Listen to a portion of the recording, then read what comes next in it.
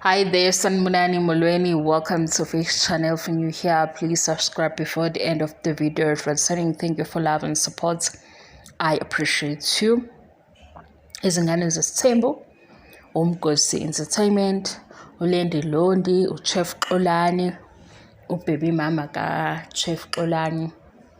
Ilo siso khulume before, angazi ukuthi lo siso khulume before eqala nje ukuthi hayibo mina ngisenjisiwe manje sekunje ofanayo yini. Kodwa ke le video lena ikahle kahle ukuyigoqa nje ngoba nginembudane yakhuluma ngikhuluma ingo Lady Londi kodwa Umgosi Entertainment la ku YouTube. Hayi ke ntombazane, yabo impilo ifuna ngathi ungaba nenkani. Yabo inkani yakho sisi ile kufanele ngabe silobo sihamba siyiveza kancane ngoba cha yini ukuhlangula ngicabanga ukuthi ukuhlangula igama right ngesizulu noma ngifaka igama elingafanele. Yabo lenkani ya Lady Londi esetshelwe izinto eziningi, sekukhona nokuthi account yakhe ayivalwe, sekukuningi nje. Angimqhathi nabalandeli bomgosi ngoba yena umgosi ukhipha ushisa. Kodwa kule ndaba usisi ubaby mama uxhumane nobani no Lady Londi. Wasikhonta afuna ukukhuluma, wamnika ithuba. Kwavelani? Kwavela ukuthi unomona uyamfuna yena uSibari country kwanda. Namhlanje sila esithola khona ukuthi kanti hayibo ukanjani uSibari country yena right, udinga professional help, kahle kwenzakalani kuye. Sesimuzwe ukhuluma manje ngoba sekuvela ukuthi kwasekuqaleni yonke lento bekuyena ubaby mama, ngempela uyena ubaby mama. Kunje kwenzebani inkani ya Lady Londi. Sethole ama-threats aphuma ko women empowerment.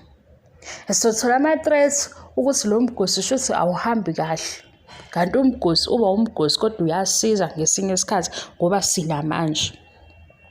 Sesiza ukuthi uXolani lo ebese simphakamisile sithi hawu uSibari country wayenza into, sesibala ama-passports kanti ukhona nje kwakhona le kuthiwa wasizwa. Hayibo cha asingamshiyi ngaphandle uLady Londi. Why singazokumshiya ngaphandle?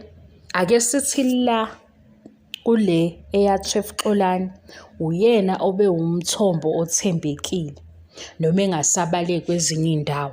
Nakuba yini evukayo enye ibe imotivation, enye evuka ibe ukukhanya, enye evuka ithi ba uLady Londi ovezela indaba. Wama naye ukuthi uyayikholwa lento eshiwo ubaby mama. Nakhona ubaby mama thina besingamazi. Simtholephi lapha kwipage la Lady Londi. Sahamba sayobuka ukuthi hayibo lo sisothu nengane ikhona ngempela, ingane iwuye ngqo. Iwuye ingane. Isithombe sengane esivela kulo siso bekhuluma no Lady Londi bangabe uyena noma umunye. Kodwa lo sisi lo becomment esho ukuthi ngiyamazi uphiwe noma uphiwe. Ngaba ukuthi uphiwe isiZulu uphiwe owumXhosa. Ingane yakhe ifana ngqo noChef Xolani. Asingalifihli igama la Lady Londi. Ekutheni nje ubaby mama ukwazile ukukhuluma naye platform yile ya Lady Londi abekhuluma naye exhumana naye, wamnika wangamvalela ngaphandle ukuthi yena akadumile. Ngoba kube kuningi uqale wababhitha waba nomona eziningi izinto akusasiza ukuyibala. Into engizama ukisho kuwumgosi ovela lapha kodwa nalo usizo. Hayi futhi lolu kuphela, ikhona into engayibona lapha yakwi-page lakhe engathi wayesiza usiswa exayekile angazi kanjani kodwa sokungase kwakhona into ehlanganisayo isizwa kuloyo. Kodwa manje ngenxa yale story why ukudefenda amanga Nkosi yami. Khona makuwumuntu wesilisa kuvela ukuthi angahayizi. Isifundo nje esikhona ungamdefend umuntu wesilisa ngoba iqiniso lizoma naye. Makuthiwa indoda nendoda izophiliswa izinqumo zayo. Uyacabanga ukuthi bekukhona ne-comment yokuthi ubaby mama akathule ingane yakhe ingazigcina ingondliwe? Inkulumo enjani le? Angifuni ukushiftha kule nto ebengisho. Isizathu sokwenza le video, silazi iqiniso manje. Sikwazi manje ukuthi siphinde silalele uChef Xolani ngoba uLady Londi umile nale story. Wamnika ithuba usisi lo ebesithi ubhitha, ngoba phela manje kuthe kuvela ukuthi nakho kuyalotsholwa, wavela-ke zanda indaba ukuthi kwenzeka ukuthini nokuthini. Kwaba khona lento yokuthi asimzibe yena ngoba simazi, kanti yiphutha lelo. Kanti ukhuluma nje unezinto azaziyo ngalo baby daddy wakhe. Namhlanje sikhuluma ukuthi hawu, kanti umuntu onjani lo, udinga usizo. Kunenye nje ividiyo engihlangane nayo ku-TikTok, engathi bekuyi-live bayi-record, bayamncenga bathi phela sicela ukuthi ukhulume kahle, ngathi bebemnika ithuba lokuthi agonyuluke. Guys, angifuni ukukhuluma iphutha ku-TikTok, angihlali khona, angikhumbuli amavidiyo engihlangana nayo. Ngivele ngithi ngiyangena ku-TikTok ngihlangane nevidiyo idlule engingasakwazi ukuyibuyela kwana, u-TikTok nje uyangihlula. Manje ngathi ngithi ngihlangane nevidiyo ku-TikTok ngingazi ukuthi uba umnikazi wayo, or leyo live beyikupage labantu. Kodwa engazi ukuthi ujwayele ukwenza ama-live ku-TikTok uphiwe, angisazi noma usawenza yini, ukuthi u-TikTok nje uyaphithizela. Kodwa into engikuyo, entweni yonke esiyishoyo, nangu okhiphe indaba wama nayo, waqhubeka waxhumana nobaby mama ngoba emthembile ukuthi lento ayikhulumayo ikhona. Wamnika ithuba ubaby mama ukuthi akhulume, kwaze kwagcina kuvele konke lokhu. Omunye uzosuke ehlala endaweni yokuhlambalaza ngoba eyibuka ngaleyo angle, kodwa ekugcineni sinalo iqiniso lokuthi ngempela uye lo. Why ngizobala uLady Londi lapha ku-Instagram? Bekucace bha ukuthi iy'ncwadi ey'phumayo ey'khomba abameli zikhuluma nobani. Ku-Instagram story bekucace bha ukuthi kukhulunywa noLady Londi. uLady Londi kufanele ayeke ukukhuluma lezi zinto angazazi. Namhlanje sipho uChef Xolani uyaxolisa because uyena lo, amaphutha akhe lawo, izinto azaziyo lezi, kodwa beyifihla. Kube sengathi uLady Londi uphusha istory esiyamanga. Nase sigcine siziba ngoba bese singasa-understand ukuthi idrama engaka eyani, kanti konke kuyiqiniso. Asingahlali-ke ngathini? Singahlali phezu kwamandla akhe, ukusebenza kwakhe nenkani. Yo, inkani guys, nenkani, ngoba hayibo uyidazile inkani. Nabe ngingwabone ukuthi kwi-page ngale ku-Facebook angikwazi ukungena njalo. Lana ngoba i-platform engiyisebenzisayo ngiyakwazi ukubona njalo. Bengiwabona ama-comment ukuthi laba baswela amandla ukuthi bevale le-account ingasebenzi. Kodwa futhi bona laba abafuna ukuvala le-account ingasebenzi yibo abafuna umgosi. Ngoba lento ekhulunywe kule account uyayibona ivela kwenye ipage, lento ekhulunywe kule account uyayibona kwenye YouTube channel. So asingawadli amandla. Ngikhumbula nakho uThabo Best, uThabo Best kwaba khona abathola isithombe sakhe. Seyihambe indaba yaThabo Best ibe yinde, baveza ukuthi obani abafike nalolu daba laThabo Best, kuqalephi. Leya Chef Xolani, ngikhetha leya Chef Xolani ngoba iyona ngiyazi ukuthi bekuLady Londi obebhalelwa ngale Instagram kuphume nestatement. Waphinde waze washo uXolani ukuthi yena akanandaba ne-fame ngoba manje ubebona ngathi uLondi umenza famous, or uLondi umnikeza i-attention angayidingi, kanti ngaleso sikhathi kunalolu daba.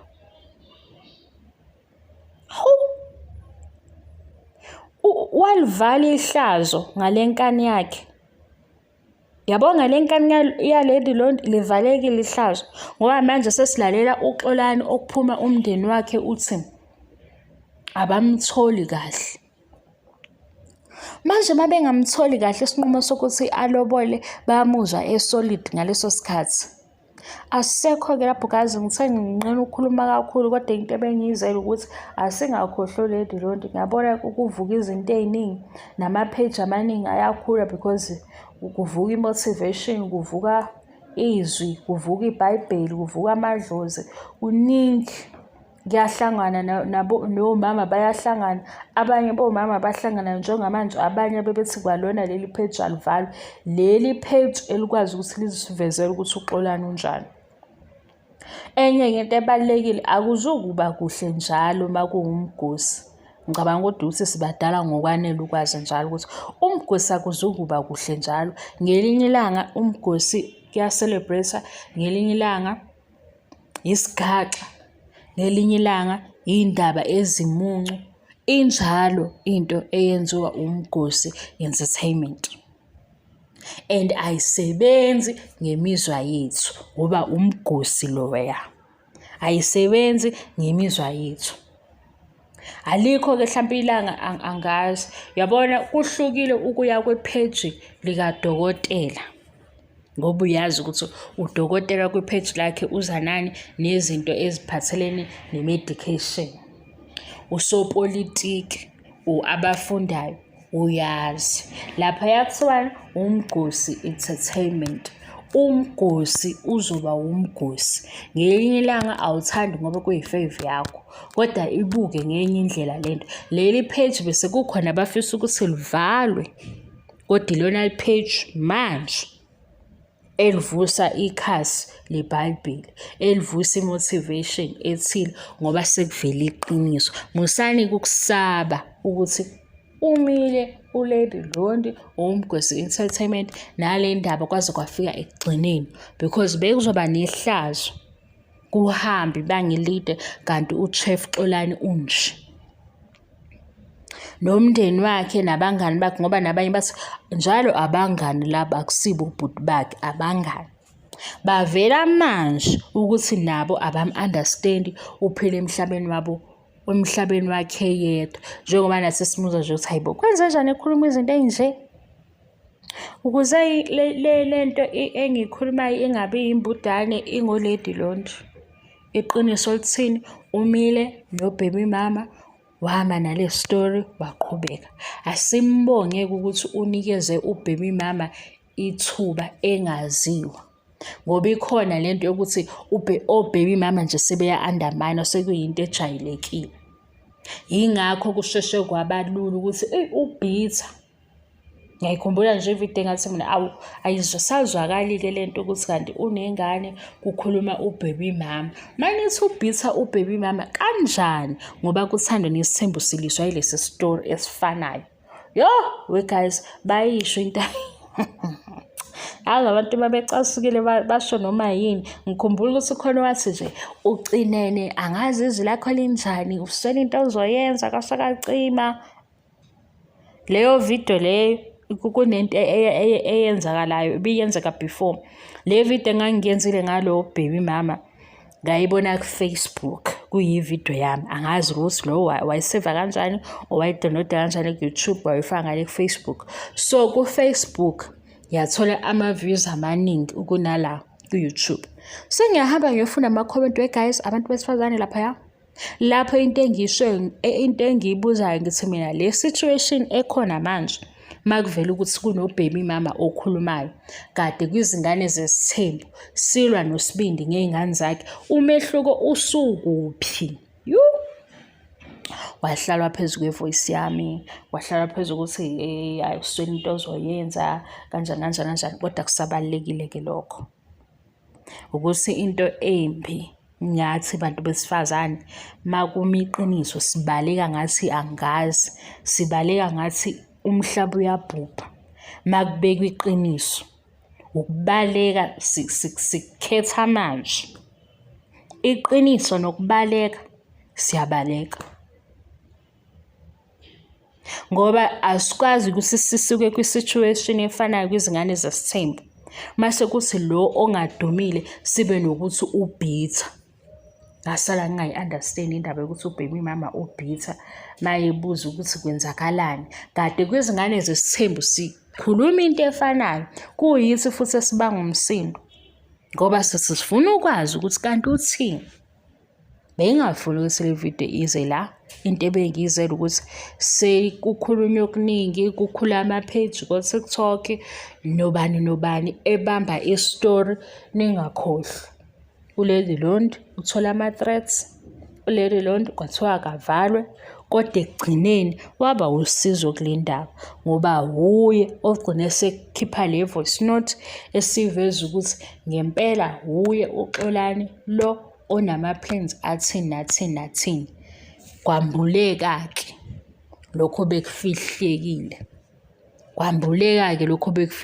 Ukuthi uyadifendwa nje, akufanele ukuthi adifendwe ngoba iqiniso lakhe yilo elizomdifenda.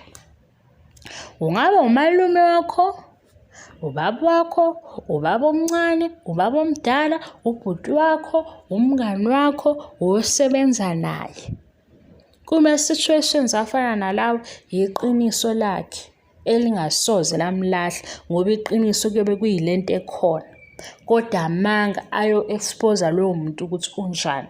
Ubhuti wakho ubhuti wakho, uzoba nobudlelwano bokuthi usisi nobhuti. Ungami ngale masuthi ngiyamazi ubhuti wami, awumazi mayesengasekho phambi kwakho.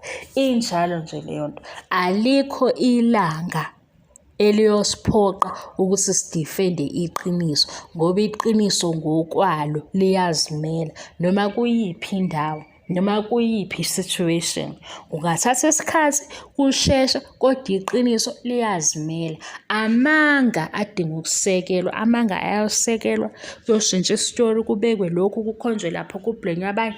Nanokuthi amanga yiwo la adinga ukuthi kurecruitwe abantu bezosekela amanga ukuze bebe baningi, kube ngathi basho into ekhona, kube kuyinto engekho. Kodwa iqiniso, nokhuluma iqiniso, uzosho ukuthi kodwa into inje eme lapho. Hhayi-ke, angisazi-ke lo moya wami wokushumayela engawuthandi. Akusiwo umoya wami wokushumayela, ukuphapha nje kwami. Lokho kube kungikhulumise, nami angisathanda ukukhuluma kakhulu. Kulezi iy'nsuku ngikhethe lento yokuthi ngisukuma nokuhlala phansi. Ngibachazelile-ke abanye ukuthi ukusukuma nokuhlala phansi. Ukusukuma nokuhlala phansi. Wema. Ukusukuma nokuhlala phansi. Ngisukuma nokuhlala phansi. Sengisukumile kodwa ngikhetha ukuhlala phansi. Ukuthi-ke into enjani leyo, ufike usukumile wami. Mase uyabuka ukuthi le environment ayingivumeli ukuthi ngikhulume.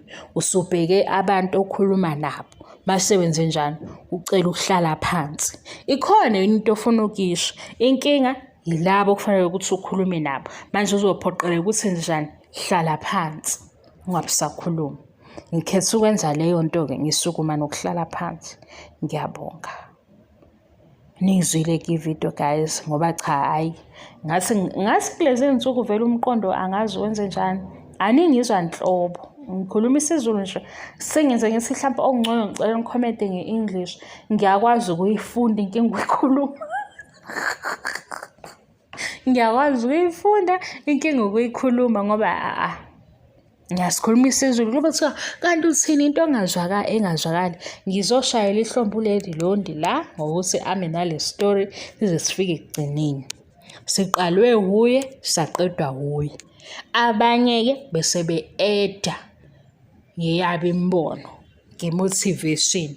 Nami nomunye nako-TikTok ngoba sebevukelwa yizwi. Kodwa oqala indaba batholana nosisi uLady Londi, noma isivelaphi uLady Londi.